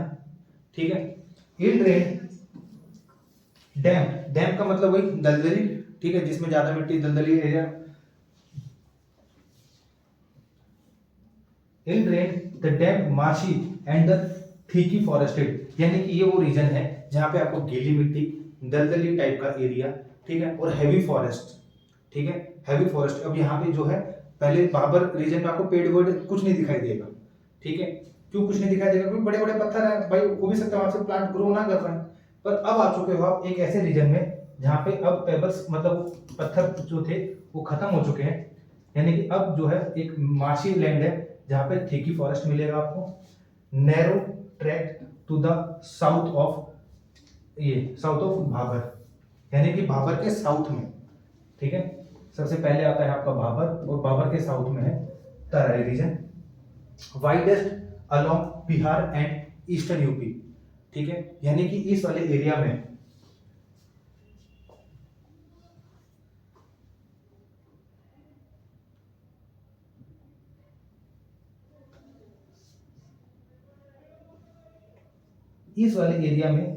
बिहार और ईस्टर्न यूपी में, इस वाले एरिया में जो तराई रीजन है वो काफी चौड़ा है। ठीक है, उसकी जो विड्थ है वो काफी ज्यादा चौड़ी है। और यहाँ पे आते आते भाबर की कैसी कंडीशन है? नैरो हो जाती है, पतली हो जाती है। पर यहाँ पे जो तराई रीजन है वो सबसे ज्यादा वाइड है। ठीक है, पूरे एरिया में यहाँ से शुरू हो जाता है आपका तराई रीजन, तराई रीजन गया गया गया यहाँ तक। तो जो सबसे ज्यादा चौड़ा है वो इस वाले पार्ट में है, बिहार और ईस्टर्न यूपी में। रिवर रीएमर्ज, जो रिवर भाबर के टाइम पे पानी पत्थर के अंदर चली गई थी, मतलब पोरोसिटी, पोरोसिटी का मतलब अंदर चली गई थी। ठीक है, अब वो दोबारा से बाहर आ गई, रीएमर्ज, क्योंकि बड़े बड़े पत्थर खत्म। ठीक है, अब आपको जो रिवर है वो रियलिटी में बहती हुई दिखाई देगी। Reverse nitrogen rich and have a humus content. अब इस वाले रीजन में यानी कि तराई वाले रीजन में मिट्टी में एक तो आपको सबसे ज्यादा नाइट्रोजन मिलेगी, ठीक है, और ह्यूमस मिलेगा। ह्यूमस कहाँ से आता है? किसी मिट्टी में ह्यूमस कहाँ से आता है? जब उसके ऊपर प्लांट्स होते हैं, ठीक है, प्लांट ग्रो करे, डेड प्लांट भी इसी के अंदर चले जाए, मिट्टी के अंदर ही, ठीक है, वो भी एक ह्यूमस को देंगे। मतलब एक ऐसी मिट्टी, जैसे आपके पास मैं दो मिट्टी देता हूं, एक ये मड है और एक ये मड है, ठीक है, इसके ऊपर मैंने ट्री लगा दिया, ठीक है, और यहाँ पे एक गाय है मान के चलो, ठीक है, तो देखोगे ना तो इसकी जो ह्यूमस है वो ज्यादा होगी।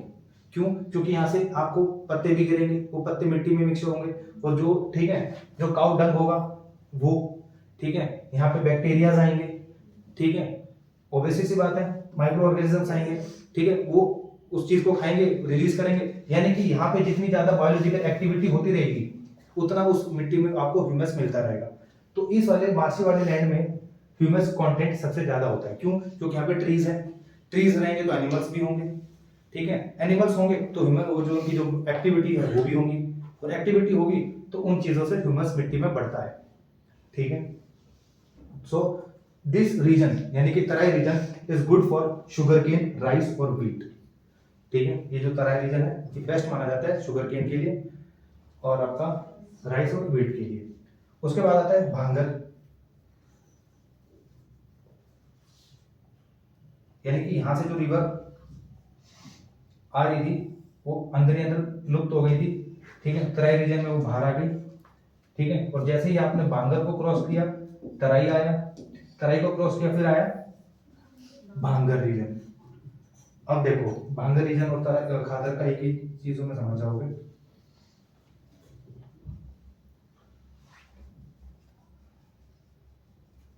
ध्यान से समझना,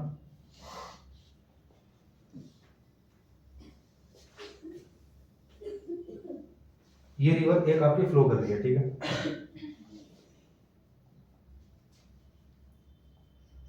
ठीक है, ये रिवर आपकी नॉर्मली फ्लो कर रही है। किसी टाइम पे मान के चलो उस रिवर का जो लेवल है वो बढ़ गया, मतलब उस रिवर में फ्लड आ गया, ठीक है, और फ्लड आने के बाद कहता हूं नहरें टूट गई और बिल्कुल जो जो जो नदियां थी बिल्कुल अपने उफान पे आ गई थी, बाहर आ गई थी, अपना जो कोर्स था, ठीक है, यानी कि जो रिवर पहले इस वाले एरिया में से फ्लो कर रही थी उसमें इतना पानी आ गया कि जो पानी था वो बाहर बह गया, ठीक है।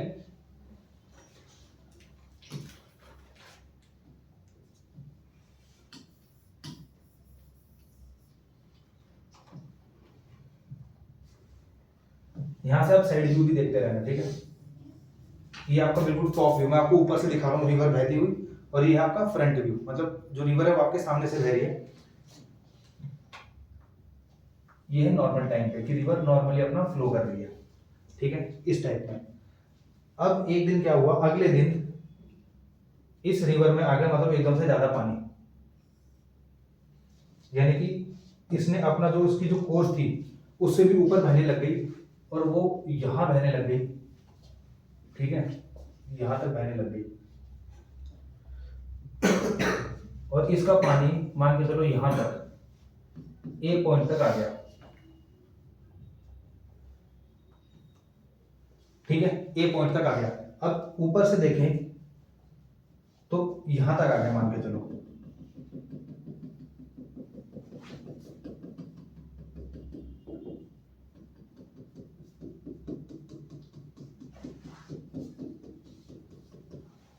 ठीक है, यहां तक आ गया। यहां तक सिर्फ क्या पानी आया और कुछ भी आया? मिट्टी विट्टी भी आई है, ठीक है, यानी कि इसने अपनी यहाँ पे जो मिट्टी थी वो यहाँ पे पहले डिपॉजिट कर दी इस वाले एरिया में, यानी कि इस वाले एरिया में,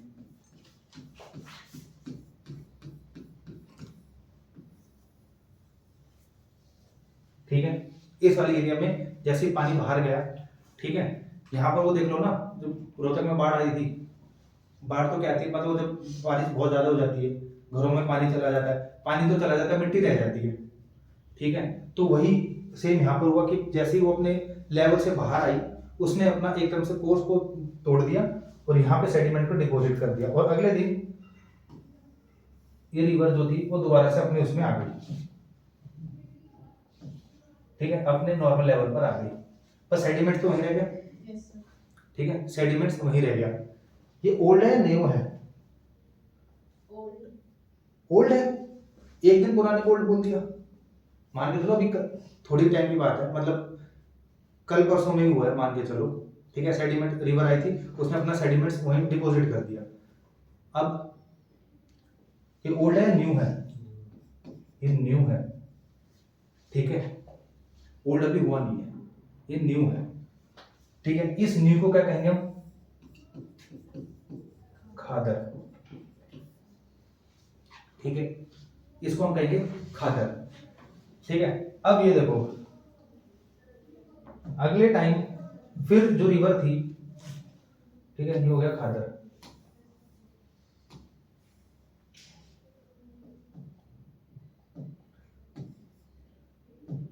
अब जो रिवर थी उसका लेवल फिर बढ़ गया, ठीक है, अपना जो सेडिमेंट्स था, ठीक है, उसने फिर डिपॉजिट कर दिया, पर अब की बार क्या होगा ना, जो ये सेडिमेंट है आपका, ये वाला सेडिमेंट, ठीक है, ये आगे की तरफ पुश होता रहेगा, ठीक है, यानी कि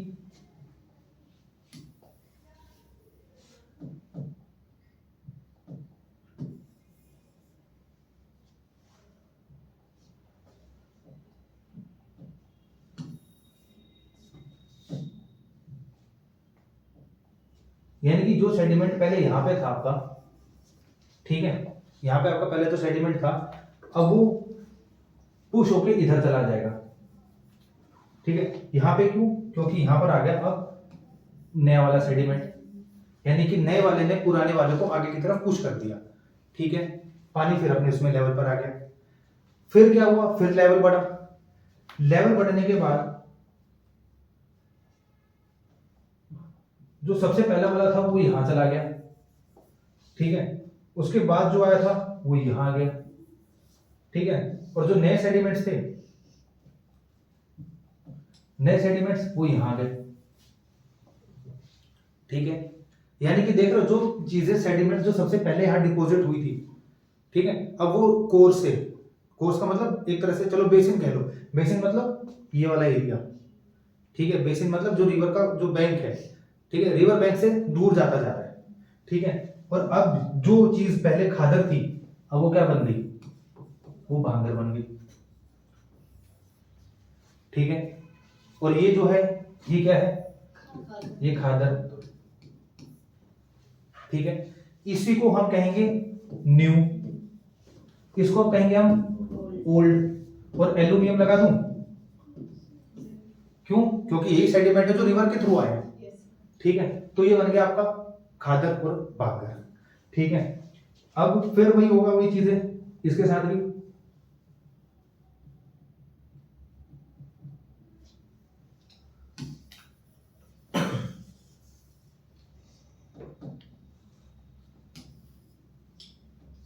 कि जो सबसे पहले था वो अब इधर चला जा चुका है, ठीक है, उसके बाद जो था वो इधर आ गया, ठीक है, जो थोड़े टाइम पहले खादर था वो इधर आ गया, और जो नई आई है वो इधर आ गई, इधर, ठीक है, तो ये अगेन जो खादर था अभी भांगर बन चुका है, ये भी भांगर है, ये थोड़ा बहुत खादर में रहेगा, तो ये न्यूली खादर यानी न्यू एल्यूमिनियम, ठीक है, यानी कि सेडिमेंट्स पुराने वाले को पुश करते हुए चलेंगे, यानी कि आपको नए सेडिमेंट्स हमेशा कहाँ मिलेंगे? रिवर के बैंक के पास, ठीक है, और इस पूरे एरिया को जहां तक रिवर पुश कर रही है अपना, यानी कि पानी जहां तक जा रहा है, यानी कि पानी मान के चलो यहां तक फ्लो कर जाता है अपना, ठीक है, कि इस ये एक लिमिट है कि भले कितनी भी बाढ़ आ जाए, कितना भी पानी फैल जाए, पर इस लाइन के आगे नहीं जाता, ठीक है, तो इस वाले एरिया को हम कहेंगे फ्लड प्लेन, ये पूरा इस रिवर का फ्लड प्लेन है, ये पानी भले कितना भी आ जाए पर इससे आगे कभी वाइड में कभी गया नहीं है, तो इस पूरे रीजन को हम कहेंगे फ्लड प्लेन। और आपको दूर में मिलेंगे क्या, भांगर, ठीक है, और बिल्कुल पास में क्या मिलेंगे, खादर।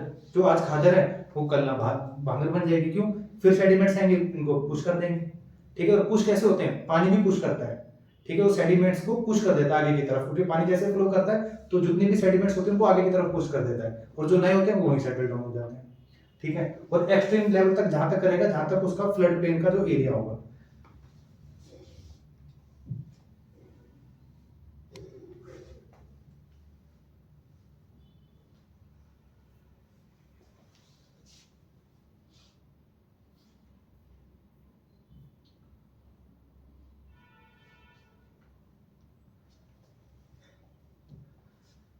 ये देखो, extend over the whole Gangetic plain, यानी कि पूरे गैंगेटिक जितना भी पूरा प्लेन है आपको वहां पे मिलेगा क्या, भांगर। भांगर की बात हो रही है, ठीक है, क्योंकि भांगर आता है सबसे पहले, पहले आपका भाबर, फिर तराई, क्योंकि आप रिवर की तरफ जा रहे हो, ठीक है, रिवर की तरफ जा रहे हो तो पहले तो भाबर, फिर तराई, फिर भांगर की पुरानी मिट्टी है, फिर जैसे जैसे जाओगे नई मिट्टी दिखने लगी तो उसका मतलब समझ जाओगे कि अब रिवर आने वाली है, और फिर आ जाएगी आपकी रिवर, ठीक है। एक्सटेंड ओवर पूरा गैंगेटिक प्लेन में आपको ये चीजें मिलेंगी।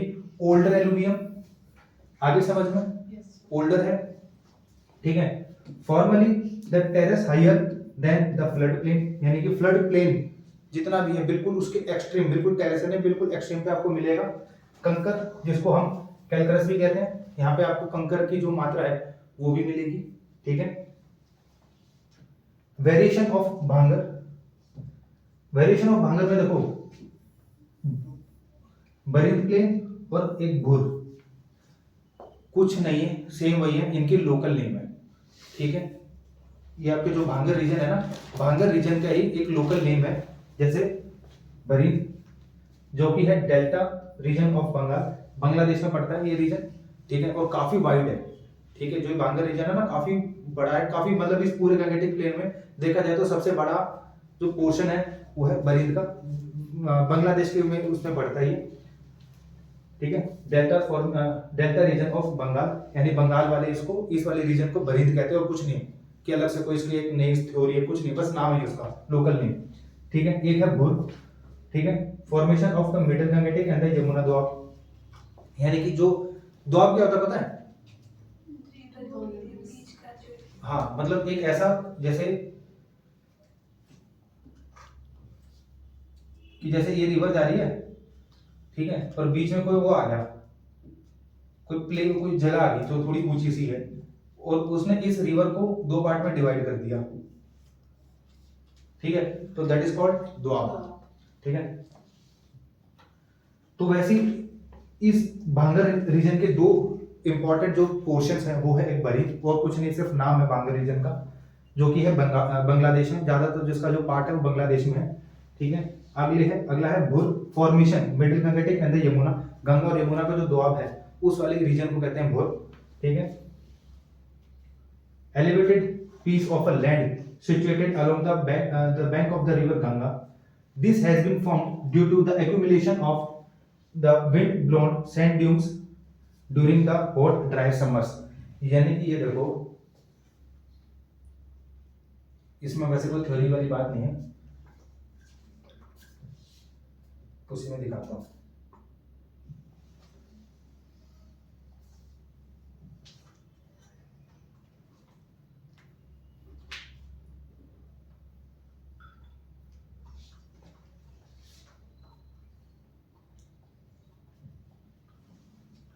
यहाँ पे इस वाले एरिया में जो भांगर वो है आपका भांगर वाला रीजन, ठीक है, इसको कहते हैं बरीद, ठीक है। ज्यादा से ज्यादा इसका जो मेजर पोर्शन है वो बांग्लादेश में है, और भूर का फॉर्मेशन यहाँ होता है, ठीक है। यहाँ पे आपको पता है अंबाला ट्रैक्ट है जो कि इंडस रिवर को, यानी कि यहाँ पे जो इंडस रिवर सिस्टम है, सतलुज रावी, ठीक है, और यहाँ से आपकी है गंगा वाली रीजन, गंगा यमुना, ठीक है, यानी कि यहाँ पे है वो दोआब, ठीक है। इस पोर्शन को कहते हैं भूर, इधर। और यहाँ पे ये जो ट्रैक्स हैं ये कैसे बने हैं, मतलब यहाँ पे जो हाईलैंड है वो कैसे बना है, ठीक है, कि भाई यहाँ पे हाईलैंड कैसे बन गया, कि जिसने दो रिवर्स को, पूरे दो रिवर सिस्टम को, कि सतलुज वाली इधर फ्लो कर जाती है, गंगा वाली इधर फ्लो कर जाती है। तो जो इधर एक जो द्वाब बन गया, ठीक है, वो द्वाब बना है एक तो सेडिमेंट से, ठीक है, प्लस जो रिवर जो विंड्स चलती हैं और जो अपने साथ वो लेके आते हैं ना डस्ट, उसकी वजह से, ठीक है। Again it takes 30 not 50 30 million year लग गए उस पूरे को ट्रैक्ट को बनने में। और इस वाले पोर्शन को हम कहते हैं भूर। तो भूर और बरिंद कुछ आ जाए तो नथिंग, सिर्फ वो है एक भांगर रीजन, जिनके अलग अलग कुछ रीजनल नेम्स हैं। भूर कहते हैं पंजाब वाले एरिया में, बरिंद कहते हैं बांग्लादेश वाले एरिया में।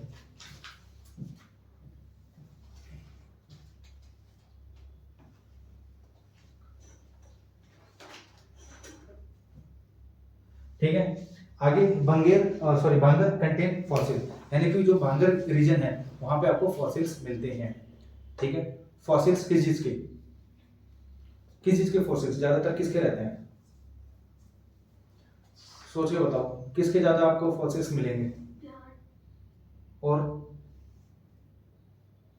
पानी बाहर आ रहा है, पानी के साथ साथ सेडिमेंट्स आते हैं,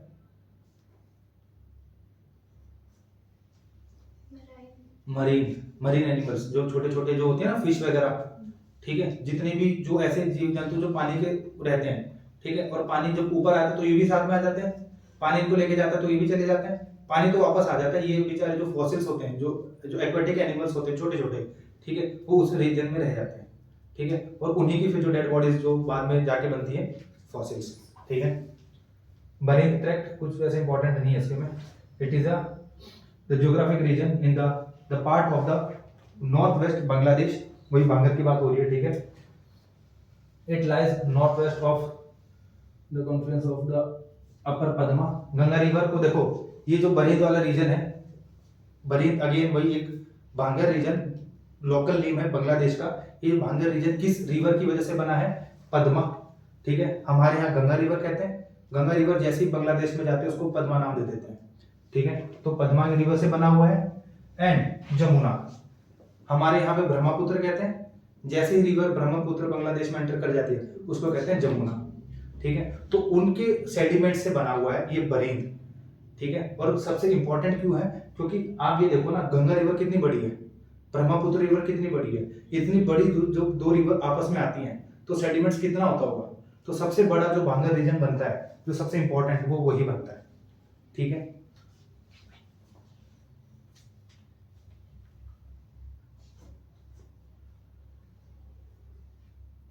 एक ये हाई अंडुलेशन, एक वर्ड ये भी देखना, अंडुलेटिंग, ठीक है, high undulating region, undulating region मतलब ये वेव पैटर्न, यानी कि आप चल रहे हो, ठीक है, एकदम से डिप्रेशन आ गया, फिर चल रहे हो एकदम से ऊपर आ गया, ठीक है, वेव पैटर्न, ठीक है। जैसे आपको फिसल पट्टी से नहीं होती थी बचपन में, यूं होती थी, अरे यहां से चढ़ते थे और यूं होती थी, ठीक है, तो इसको कहते हैं अंडुलेटिंग, यानी कि ये जो बरीद रीजन है, ठीक है, ये ज्यादा से ज्यादा अंडुलेटिंग है, मतलब आप चलोगे तो डिप्रेशन में भी जाओगे, फिर आप आओगे कि ऊपर आ गए, फिर डिप्रेशन में, फिर ऊपर, मतलब इस टाइप का है यहाँ पे। यूनिट ऑफ ओल्ड एलुवियम, कुछ नहीं, सिर्फ बरीद को ही बांगर कहते हैं, उसका लोकल नेम है, रिलेटेड बांग्लादेश से रिलेटेड है। इंपॉर्टेंट क्यों है, क्योंकि यहाँ पे सेडिमेंट्स दो इंपॉर्टेंट जो बड़ी रिवर्स हैं उनके थ्रू यहाँ पे सेडिमेंट आ रहा है, गंगा और ब्रह्मपुत्र, ठीक है, और कुछ इसमें इंपॉर्टेंट नहीं है। आगे है खादर, न्यूअर एलुवियम, अभी देखा था, ये जो रिवर है इसके बिल्कुल बैंक के पास, ठीक है, बिल्कुल बैंक के बिल्कुल किनारे पे जो मिट्टी मिलेगी वो होगी खादर, ठीक है। जो आज ये खादर है थोड़े टाइम बाद ये भांगर भी बनेगी, जैसे जैसे फ्लड्स आते रहेंगे, ठीक है। The forms the flood plane along the river bank के बिल्कुल पास में, मोस्ट फर्टाइल, यहाँ पे सबसे ज्यादा फर्टाइल, सबसे ज्यादा जो फर्टाइल रीजन है वो ये होता है, रीजन वाटर स्कैर्सिटी होती है, यहाँ पे पानी की कमी होगी नहीं होगी, ठीक है। Compression the saline offshore in the dry area Himalaya, कुछ इंपॉर्टेंट नहीं है। आगे फिर आता है आपका, ये हो गया अपना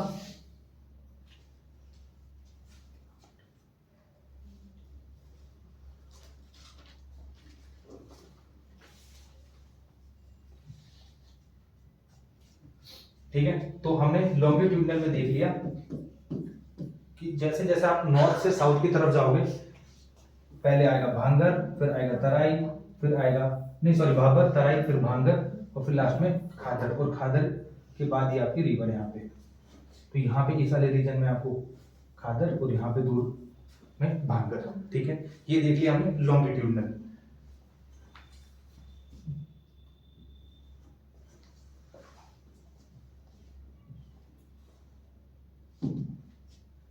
यानी कि हमने इस वाली डायरेक्शन में देख लिया। अगले वाले में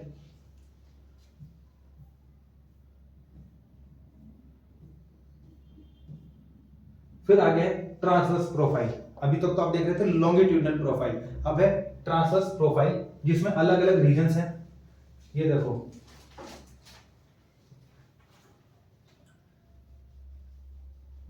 इसमें सबसे पहले आता है आपका, ये वैसे कल ही करेंगे क्योंकि अभी टाइम भी हो चुका है।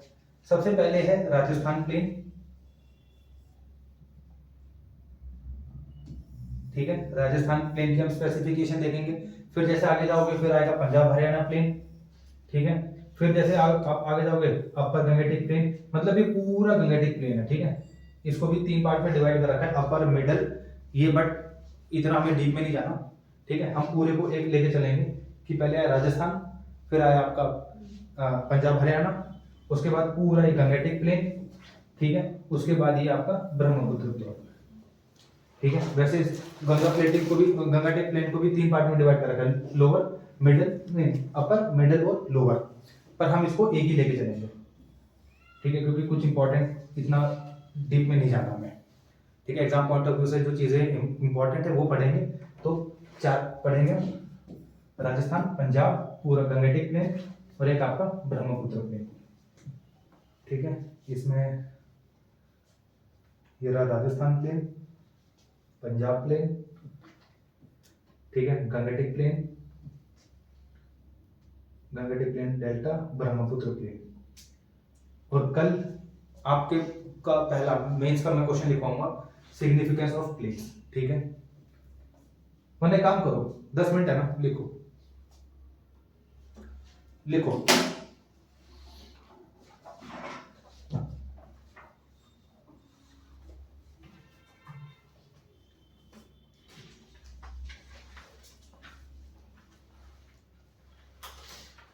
टाइम देख लो भाई पहले, और सबमिट करवाना, नाम लिख देना ऊपर।